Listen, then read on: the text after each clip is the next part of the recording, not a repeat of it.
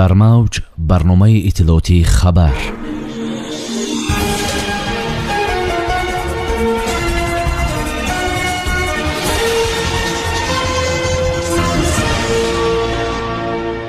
رحمان نوظری را برکنار کرد و برای مقام نوی بین المللیش روزگی داد.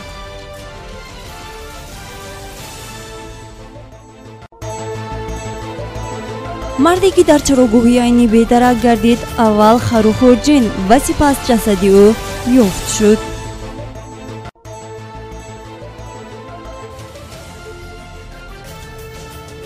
بدون مرگ وزارت امور نوی کرونا ویروس در تاجیکستان را نشر کرد.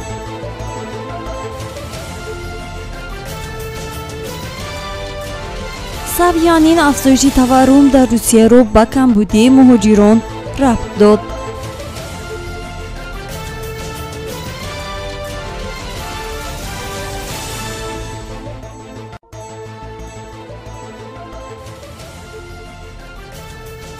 غنی وعده داد در میدان جنگ برای افغانستان زانوهای طالب را میشکند.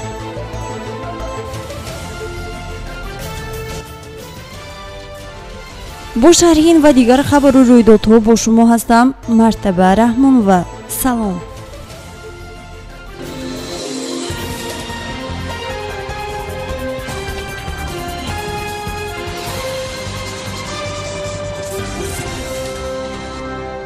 خسرو نوظری با روزگی امام علی رحمان و قرار شورای وزیران کارهای خارجی کشورهای عضو سازمان همکاری‌های اقتصادی به مقام دبیر کلی سازمان همکاری اقتصادی تعیین گردید.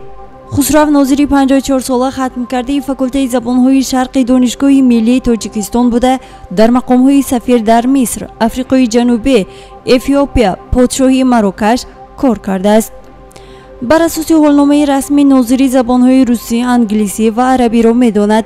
عائله‌دار، صاحب 3 فرزند میباشد. سازمان همکاری اقتصادی که نوظری به مقام دبیر کلی آن تعیین شده است، سال 1985 از جانب ایران، ترکیه و پاکستان پس از بستن پیمان ازمیر تأسیس داده شده است. سال 1992 7 کشور از جمله افغانستان، قزاقستان، قرقیزستان، آذربایجان، تاجیکستان، ترکمنستان و ازبکستان عضو سازمان همکاری اقتصادی شدند. سنه 28 نوامبر یعنی تاریخ اعضاشوی دولت‌های ذکر گردیده روز سازمان همکاری اقتصادی اعلام گردید.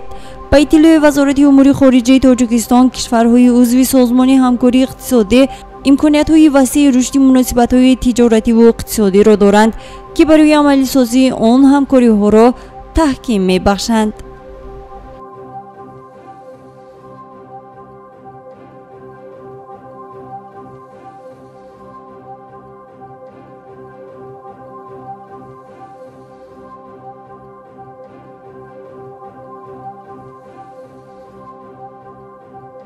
در ناحیه عینی ساکن 29 ساله دهه پدرود اثنای بازگشت از چراگاه بیدرک شده است.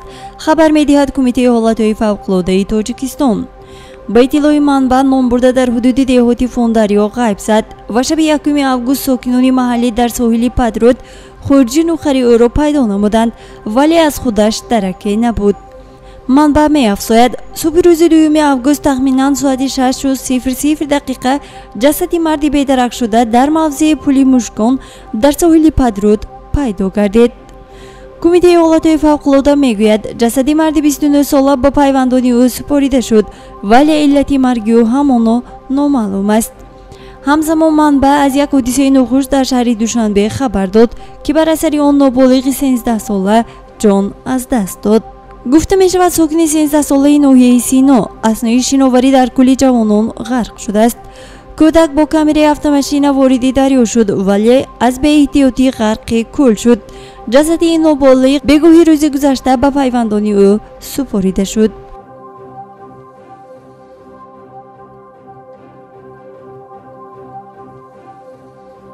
بنابر اطلاع اینها طی شبانه روزی اخیر 69 حالت نوی گرفتاری آشکار گردیده است. همزمان 74 نفر از این بیماری شفا یافتند و یگان حالتی فوت به قید گرفته نشده است. дар маҷмӯъ аз аввали ба қайдгирӣ то 3 август дар кишвар 15219 нафар гирифторони сироятии коронавируси нави COVID-19 ба қайд гирифта шуда, аз ин шумора то санаи зикр гардида 14705 нафар шифо ёфтанд. теъдоди фавтидагон аз ин беморӣ дар кишвар дар замони пандемия ба 121 нафар расид. ёдовар мешавем ки мавҷи дуввуми сироятии коронавирус дар Тоҷикистон идома дорад. вазорати тандурустӣ ва ҳифзи иҷтимоии аҳолии ҷумҳурии Тоҷикистон аз тамоми сокинони кишвар даъват мекунад ки қоидаҳои беҳдоштиро қатъиян риоя намоянд. ҳоло дар Тоҷикистон ба мардум 3 намуд ваксин AstraZeneca, Moderna ва дигаре CoronaVac ройгон пешниҳод мешавад.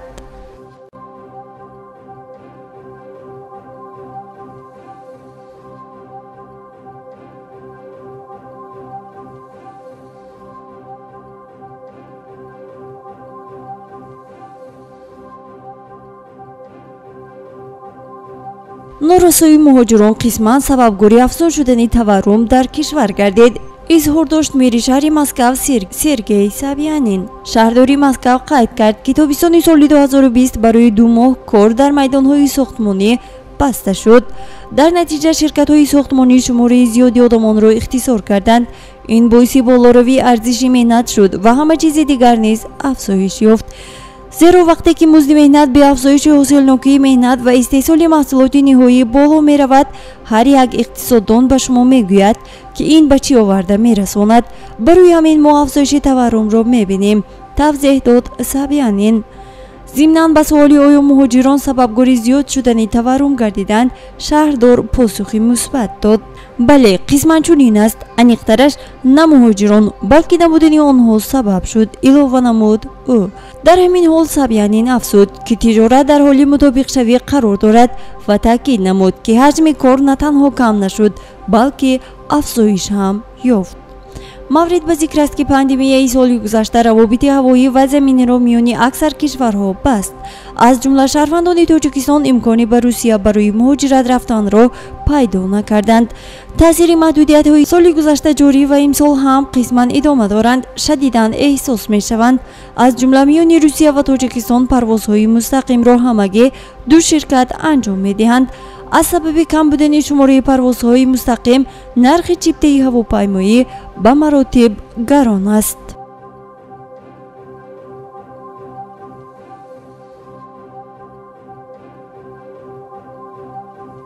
ашраф ғанӣ, раис ҷумҳурии Афғонистон, гуфт ки ӯ ҳеҷ гоҳ дар назди ҷангҷӯёни гурӯҳи радикалии Толибон ва дигар гурӯҳҳои харобкор ба зонун нахоҳад зад.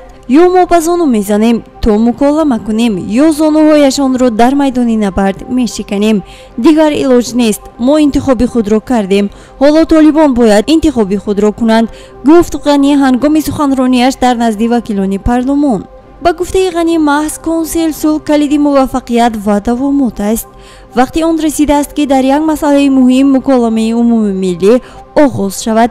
ба ҷои айбдор кардани якдигар ваҳдати миллӣ лозим аст. мо дар як имтиҳони бузурги миллӣ қарор дорем, гуфт раис ҷумҳурии Афғонистон.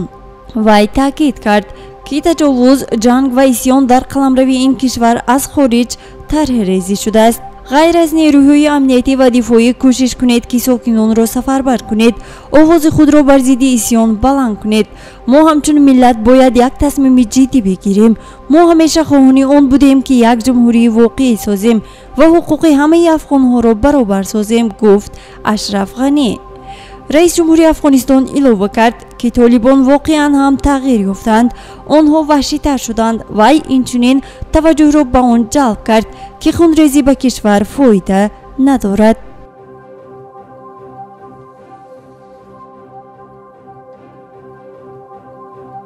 سامیان عزیز، همینجا رسیدیم به فرجام برنامه اطلاعاتی خبر. تا برنامه‌های دیگر تن صحت و خانه آباد باشید. خیر.